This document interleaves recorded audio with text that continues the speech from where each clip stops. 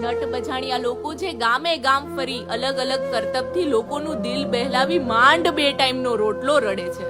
તેમના આટલા જોખમી કરતબ જોયા ત્યારે થયું કે ખાલી પેટે આ બાળકોને આટલી ઉંમરમાં જ કેટલા હુનર શીખવાડી દીધા. સૂરજ અને તેની નાની બેન સાથે આજે ફરી મુલાકાત થઈ. ઘસાઈ ગયેલા કપડાં હોવા છતાં તેના સ્મિત પર તેણે પરિસ્થિતિને હાવી થવા ન દીધી. મેં પૂછ્યું, તને શું ભાવે? ત્યારે ચમકતી આંખો સાથે તેણે કહ્યું, ચોકલેટ. મેં પૂછ્યું, છેલ્લી વખત આપણે મળ્યા ત્યારે તો તારા મમ્મી સાથે હતા ને?